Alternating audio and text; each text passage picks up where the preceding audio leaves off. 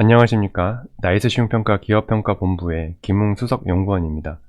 오늘 발표에서는 통상, 중국, AI 등 메모리 반도체 시장을 둘러싼 세 가지 쟁점과 이를 감안한 한국 기업의 경쟁력 변화를 주제로 말씀드릴 예정입니다. 주요 내용은 다음과 같습니다. 구체적으로 미국의 통상 정책에 따른 파급 효과, 중국의 반도체 자립화로 인한 영향, 그리고 AI 서버와 HBM 호황의 지속 가능성에 대해 순차적으로 짚어드리고 한국 기업의 경쟁력 변화에 대한 전망을 제시하며 마무리하겠습니다. 먼저 미국의 통상 정책에 따른 파급 효과입니다. 최근 미국의 생산자 물가는 안정세를 보이고 있습니다. 특히 올해 8월에는 기본관세 및 완성차 등의 품목 관세 시행 이후임에도 직전월 대비 PPI가 마이너스 변동률을 기록하는 등 관세로 인한 인플레이션 조짐이 나타나지 않고 있는 상황입니다. 이러한 현상은 유통업체들의 마진 감소로 인한 서비스 물가 하락 때문으로 기업들이 관세를 소비자에게 전가하지 못하고 직접 부담한 것으로 추정됩니다.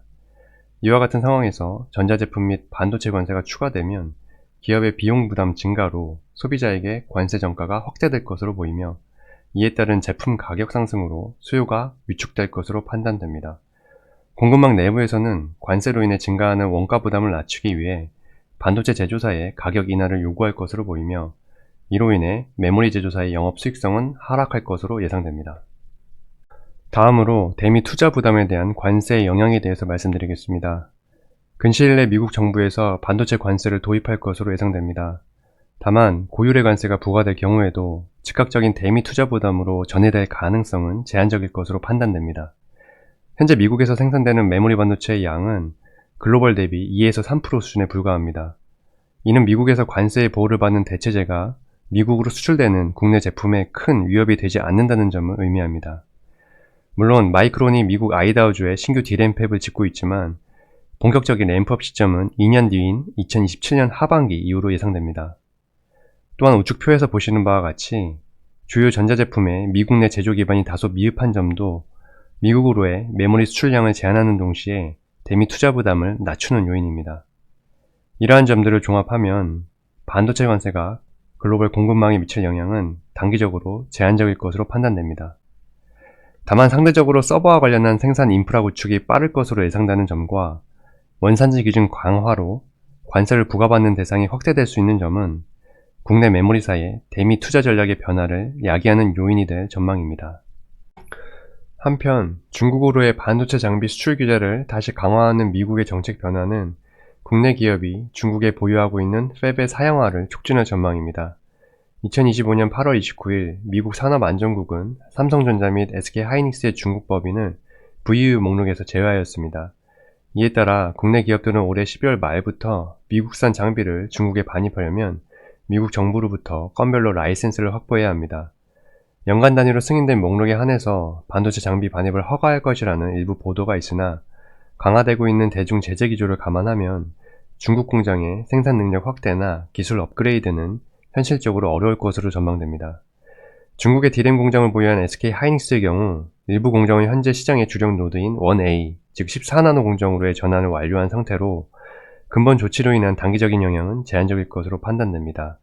그러나 D램 공장 외에도 사업적 가치가 높은 한국 기업들의 낸드 공장이 대련, 시안 등 두 곳에 존재합니다.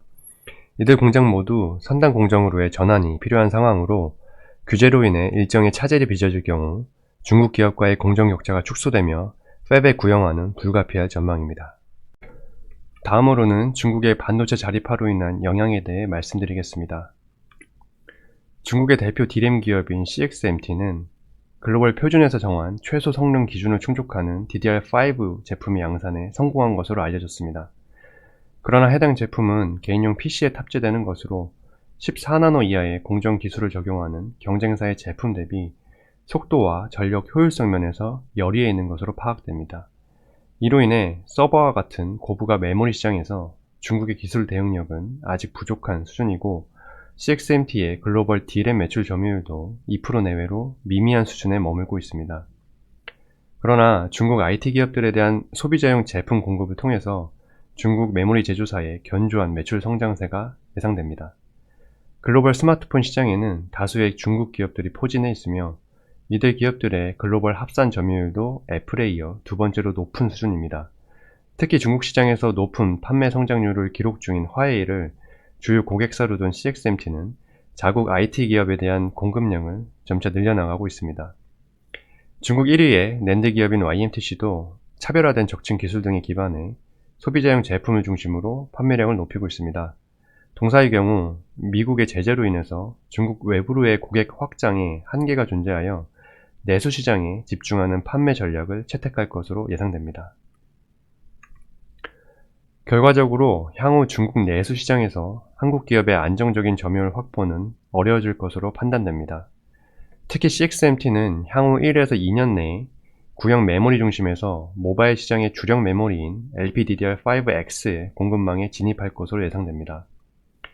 다음 세대인 LPDDR6로의 본격적인 수요 전환 시점이 2028년 이후로 예상되는 점을 감안하면 모바일 램 시장에서 CXMT의 제품 채택률이 확산될 여지가 있습니다. 이에 따라 한국 기업이 높은 시장 점유율을 차지하고 있는 중국 내수 시장에서 점유율 확보 경쟁이 점차 심화될 전망입니다. 다음으로 AI 서버와 HBM 호황의 지속 가능성에 대해 말씀드리겠습니다. 향후 고성능 서버에 대한 수요는 견고할 것으로 예상됩니다. 최근 경량화된 생성형 모델들이 많이 등장하고 있습니다. 다만 이러한 모델의 근간이 되는 GPT-5와 같은 파운데이션 모델의 업그레이드는 여전히 아키텍처와 데이터셋 등 모든 사항을 새롭게 구축하는 사전 학습을 통해 이루어집니다. 또한 모델의 유의미한 성능 향상 과정에서 스케일링 법칙에 따라 더 많은 컴퓨팅 자원이 요구되고 있습니다. 그리고 이러한 언어 모델 외에도 영상 생성 등 방대한 워크로드가 수반되는 고도화된 모델에 대한 개발도 지속되고 있습니다. 이와 같은 상황에서 TSMC의 타이트한 패키징 역량은 단기적으로 고성능 서버에 대한 대기 수요를 야기하는 요인입니다. 공급 측면에서 병목으로 작용해오던 TSMC의 패키징 생산 능력은 2025년 말에 전년 말 대비 2배 수준으로 확대될 것으로 보입니다. 그러나 GPU 크기도 2배로 커져서 실질적인 생산 능력의 증가율은 제한적일 것으로 판단됩니다. 또한 현재 엔비디아의 주력 모델인 블랙엘 제조에 적용되고 있는 코아스 L이라는 패키징 공정은 기존 공정과도 호환성이 떨어져서 향후 캐파 확장 및 생산 조정 과정에서 다소 부담이 따를 전망입니다. 이러한 배경에서 높은 판매 가격에도 불구하고 고성능 서버의 시장 규모가 지속적으로 증가하고 있으며 중국으로의 제품 판매에 어려움을 겪고 있는 엔비디아도 매출 성장세를 지속하고 있습니다. 한편 HBM 시장에서는 고성능 서버 시장으로부터의 수요 호조가 지속되는 가운데 ASIC 시장의 발달이 수요 기반을 확장할 전망입니다. 현재 빅테크사들은 GPU에 대한 높은 가격 부담으로 인해 ASIC이라고 불리는 자체 프로세서를 도입하고 있습니다. 본래부터 직접 설계한 TPU라는 자체 프로세서로 생성형 모델을 개발한 구글을 제외하고 주요 AI 투자 기업들은 경량화 모델의 학습이나 추론 등 첨단 GPU가 꼭 필요한 영역이 아닌 분야에서 ASIC을 적극 활용할 것으로 예상됩니다.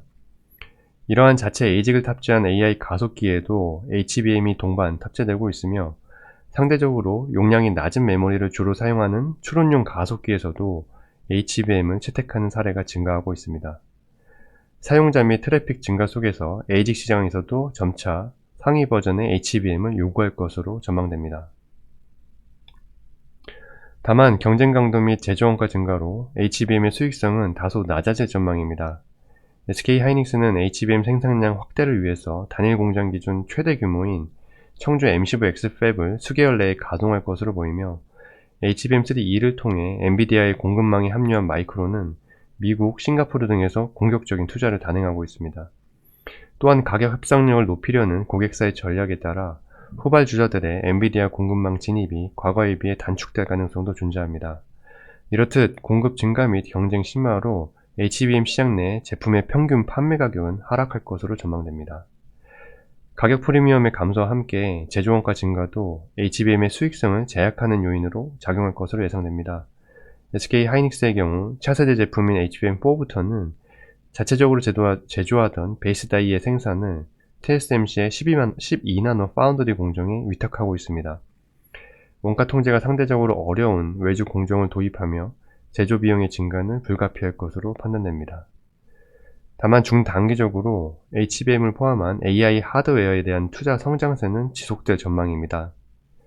빅테크사들의 캐펙스 증가율이 상당히 높은 상황에서 재투자를 위한 이익 유보 등으로 투자 증가율은 둔화될 것으로 보이나 클라우드 사업에서 양호한 이익 성장률이 나타나고 있고 추가적인 대규모 차입을 감내할 수 있는 우수한 재무 구조가 유지되고 있기 때문입니다.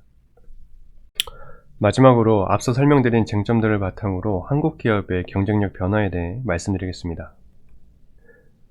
현재 IT 품목 관세가 아직 확정되지 않은 상황에서 실제 세율 수준 및 관세의 적용 범위에 따라 수요 침체가 예상 대비 클 수 있는 점이 우려됩니다.